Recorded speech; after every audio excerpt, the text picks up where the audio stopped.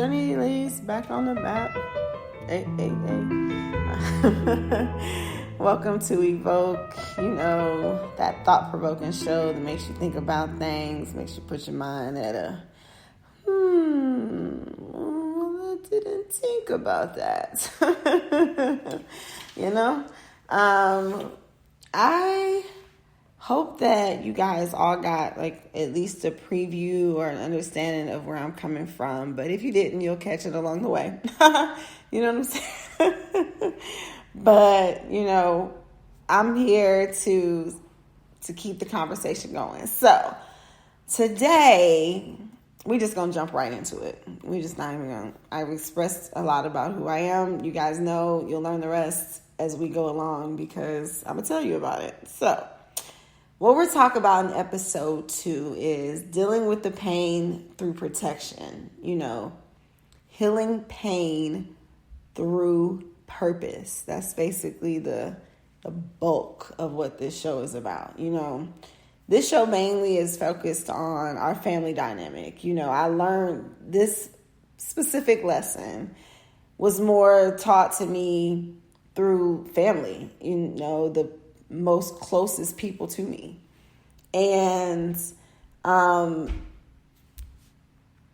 it all boils down to how we respond to things that happen within our family relationships, how we connect, and then how we process it in a way that it relates to our day-to-day lives. How does it now affect how we move, how we act, how we connect in our outside relationships that are not family. The main point is that I learned these lessons through seeing that we sometimes as family and as the persons that we're closest to, we project these deep emotions that we can't give to the rest of the world on the people that are so closest to us.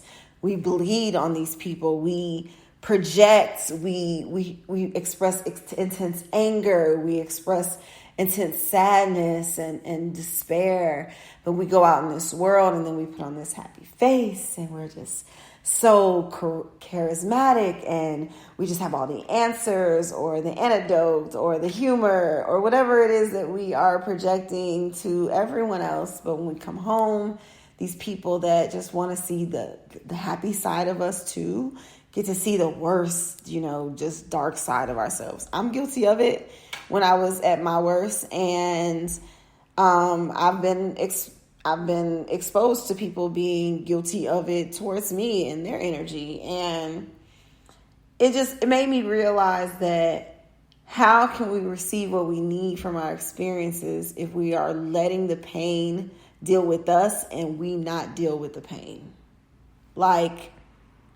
I personally didn't get anything from projecting on somebody that I love other than hurting their feelings, making them feel bad, doing something that just didn't make my family or my close relative or close friend or, very close individual in my life feel good.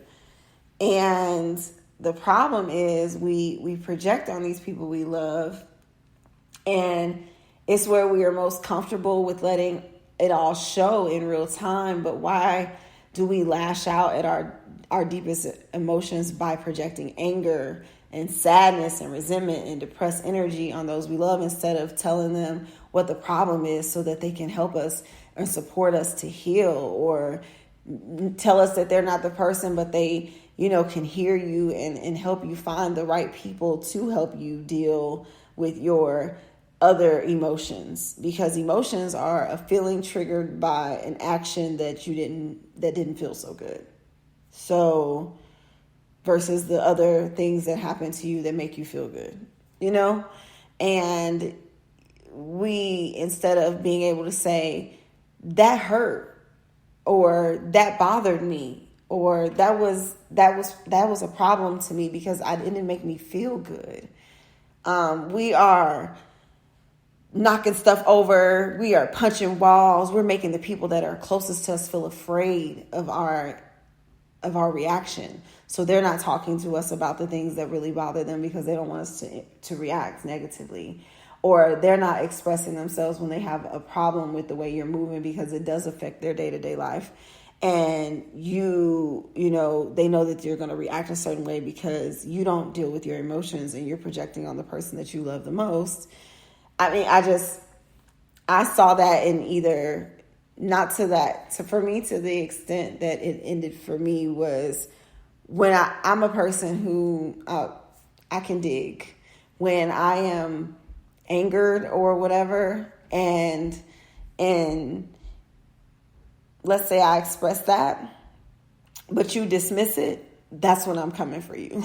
My words are going to come for you. They're going to come for you deep. And that used to be my solution to how I dealt with my feelings, is to be sarcastic and, say something that's probably, and it wasn't even a mean girl mentality because I wasn't trying to hurt your feelings. But at this point, you've lost whatever generosity I have in not pointing out the stuff that I shouldn't say out loud.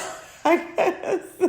But not in a, like, not the things that are gonna like come back to haunt you, because I don't regurgitate what you tell me in confidence. But at that point, if that's where we're at in the petty space, then I'm coming petty back, Used to be the case. That's how I presented myself, which is a very passive aggressive behavior. It was me not addressing my emotions, me not addressing what I was feeling or what was bothersome about it, so that we can come to a resolution, because I was in my feelings about these feelings when the feelings weren't facts. Okay. And this person that I love is now hurt by my bad words, and I can't take that back. When somebody says something messed up to me, I'm remembering the messed up words for the rest of my life. I will forgive you.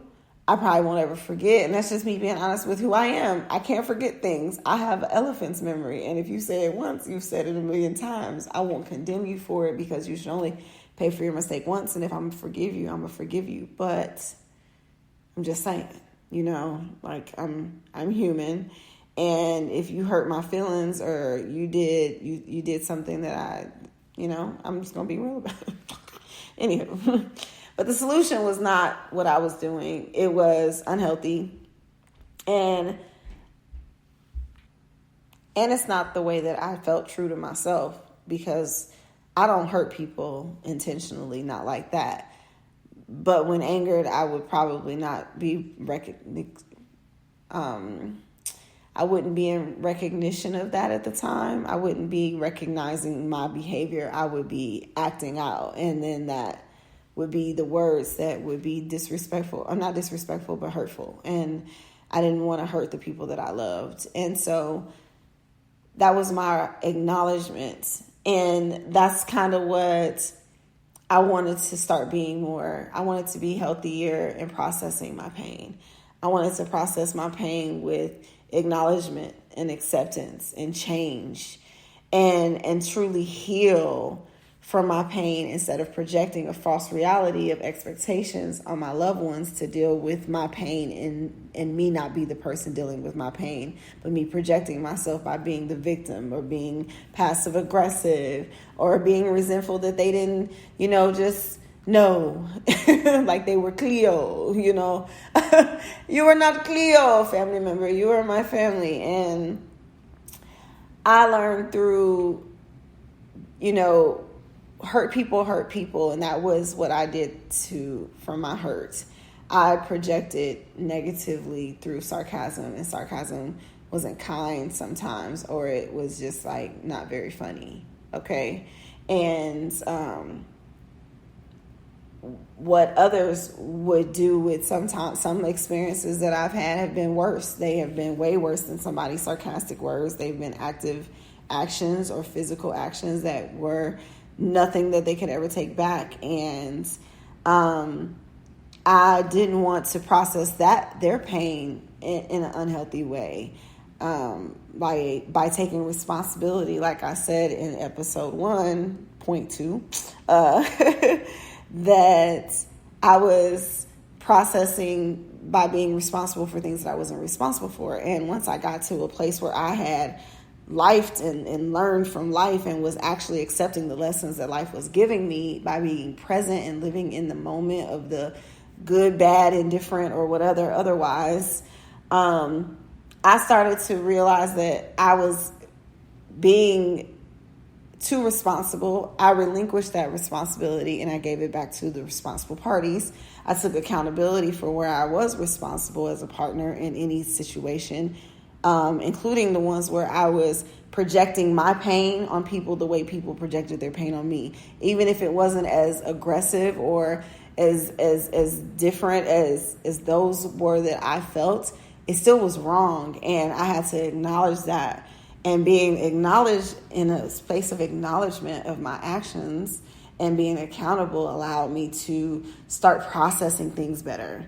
Like, okay, I'm dealing with this situation. It sucks. That's acknowledgement. Sometimes that's the acknowledgement. You know what I'm saying? It ain't always, I'm going through something and I just have to sit in my feelings. Like, the first acknowledgement sometimes is just the realization that the shit stinks. Like, ew, something around here doesn't smell too great. And then saying, you know what?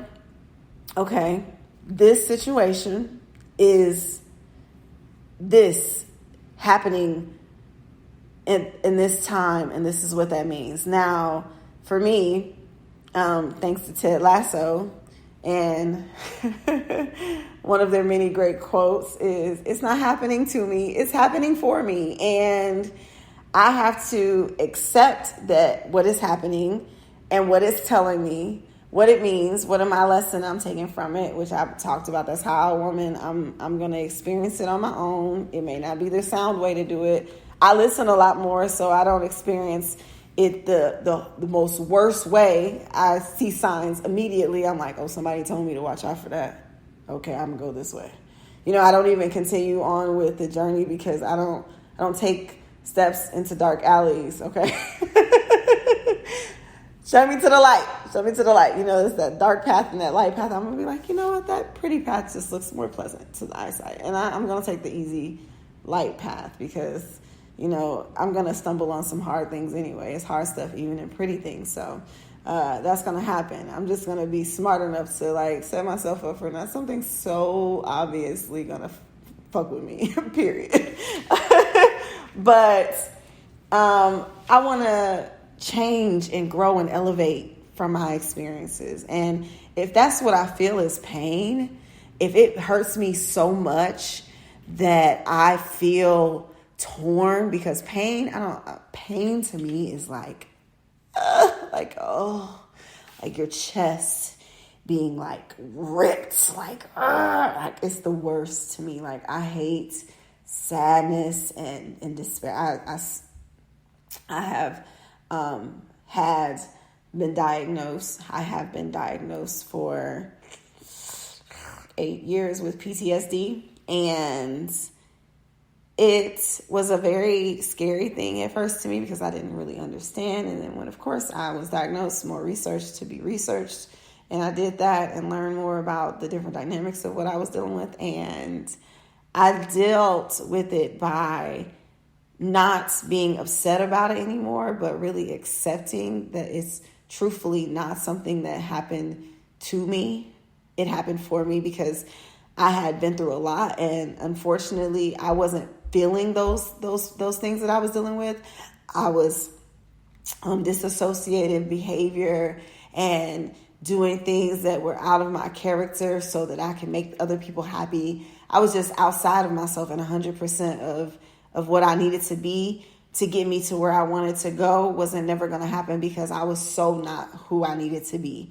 And I was dealing with my pain through other people, validation, partying, doing just reckless, not extreme, but like stuff that I really, honestly, y'all, sometimes I'd be like, that is not fun to me. But it's just not, it's not for me. It don't mean it's bad. It's just not for me. But I would be doing it because society told me that young girls should, party. Like, to me, the best parties was the ones that my mom used to have when she used to have like 10 to 15 people over at the crib, and they would be playing cards and music, and they would cook good food, and they'd be talking shit, and they'd be playing all these, like, we'd be playing family games, kids be performing. Like, it would be that would be the best party, or the house parties that I used to go to when I was in high school.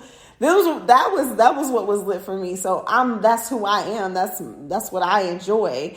And I enjoy a good meal. I enjoy a great trip. Okay. We can we can never go out every weekend, a whole month, and on the fourth weekend of the month go on a vacation. That's cool with me. Like, I don't have to go to the club. That's just not my thing.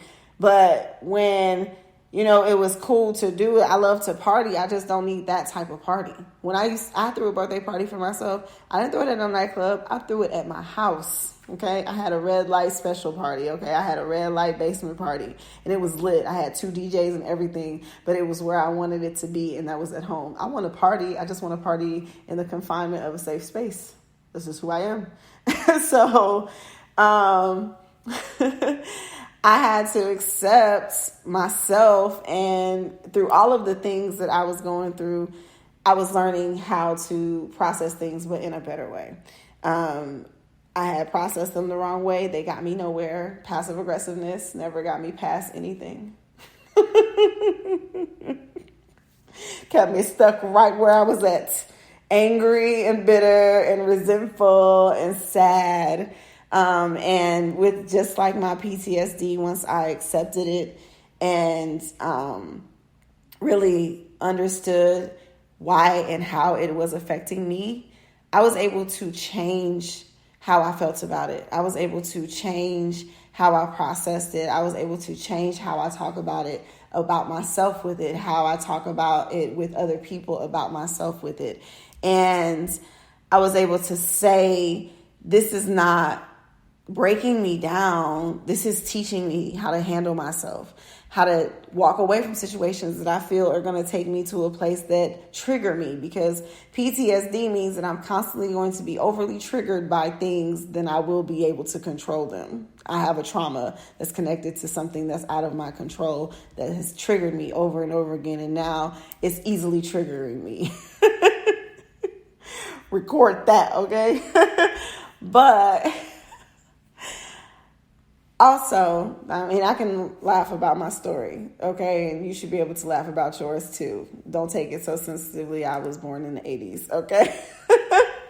But back to what I was saying, all of that has been a teaching tool to how I've gotten to deal with how I deal with my family. And those are the strongest relationships that I consider this to be connected to, because those are our learning tool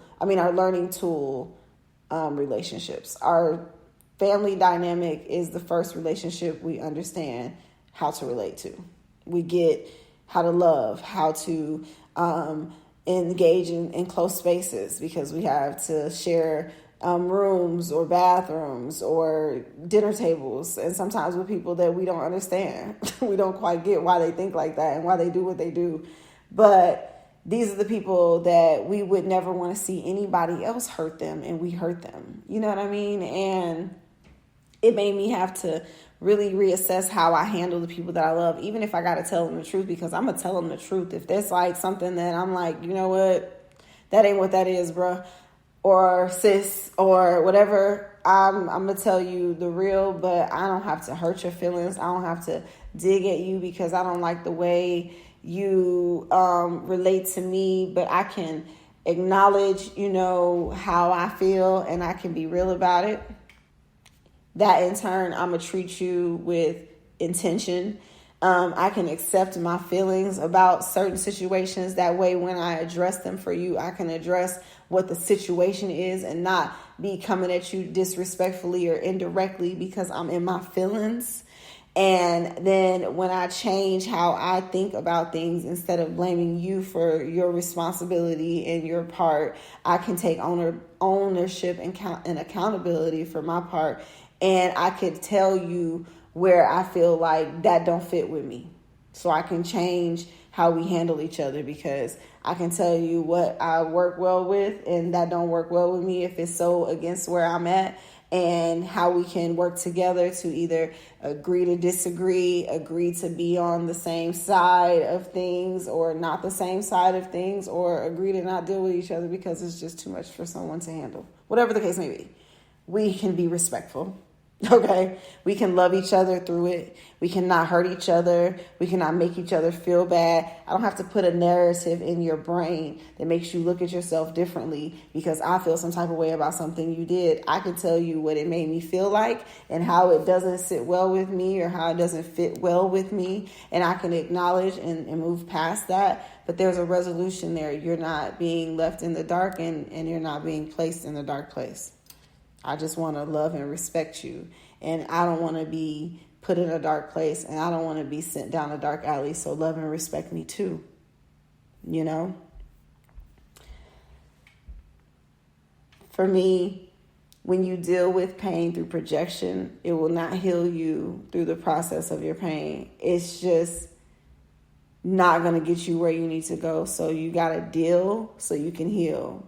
You got to deal with the shit so you can heal. You cannot close it off, put it in a basket. I'm stronger than that. All that don't faze me, or that didn't really bother me. You know what? If you got enough energy to say that, then it's something bothering you. It's something phasing you. It's something that affected you.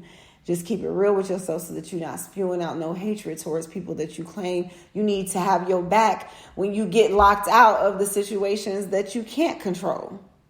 You didn't turn them away because you can't respect them and you can't respect yourself or the relationship enough to think about how you treat people by treating yourself better as a start, because that's where it starts. Like I told y'all in episode 1, I had to realize that everything begins inside and there's nothing else I can do about the outside except live around it. Okay? There's no way around saying what you need to say, and there's no way to get around what needs to happen. Period. So deal so you can heal. All that is just to say the rest of the things that sometimes we seem to be doing in life are counterproductive to what we are needing. And to heal, we need love. You know, we're going to have life. We're going to go through pain and trauma. And we will still have triggers. Even if we heal, we still have things that like tick us off or get under our skin or come to bother us. But if it takes control over you, like I said in the last episode, I gotta have control over my remote. And if it's outside of myself and it's taking that much control over me, I need to heal through that before I project on the people that I love instead of protecting the energy of the people that I love. And sitting with my situation, dealing with the source and the point of where my pain is coming from is my acceptance. This is where I felt this. This is why I feel this way. This is what bothers me. This is what hurts so bad. You know, and the change is that it's important to transition from one level to the next. Okay, I know better now. Let me do better. Okay, I got it. Now let me get it. You know what I'm saying? It's for your growth. It's for your benefit. You got to deal so you can heal and love yourself so that you can love other people better. You got to give to the source first. My grandma, and this is her birthday month, so we're going to dedicate this to one of the realest people I know, because she just always spit facts and just told you the honest truth. Her heart was just too real for her to do anything otherwise. But she used to say, pay yourself first. And, you know, you got to love yourself. You got to love yourself. You got to pour into yourself. Yes, people are going to pour into you if you pour into yourself. Abundance is where abundance is. Abundance grows. So grow your abundance. Love yourself so much that you can pour into others, and you ain't never got to be worried about how empty your cup is because you pour so much into yourself. But then when people pour into you, you're going to receive it because your arms are wide open. You already full and you trying to get fuller, you know? So deal with things through process and progress and purpose, not through pain and all the other words that pills and pussy. I didn't want to say it, but you know what I'm saying? That's what real life is about. I'm at an age where I can be honest about things that I've seen people try to deal with their pain through, and then they still ain't dealt with nothing. And then they push that off on people who deserve the best of them, not the worst of them. So that's episode 2.1. 2.2. 2.2. See, because this is what I decided to do. I already have 2 episodes, so these first 2 episodes is 1.2 and 2.2, and then it'll be 3, 4, 5, 6, 7, 8, 9, 10, because I'm only doing 10 episodes. Okay, y'all will clearly see that once I post all of these. But once again, you know where I'm at. Follow me on Instagram at Frank_E_White. That's Frankie White. And then also my fashion stylist pages if you're looking for a wardrobe stylist or a personal stylist or a personal shopper, because I will shop for you. You know what I'm saying? I like to shop. That is at EYEONYOUSTYLE. So that's I on you style. And then you can also follow my TikTok at the same at Frank_E_White. I'm going to holler back at y'all. Episode 3 coming next. You take care of yourself. Love yourself better. Deal with your pain through the process and the purpose, not the pain. Deal so you can heal. All right, y'all. Take care. Love you.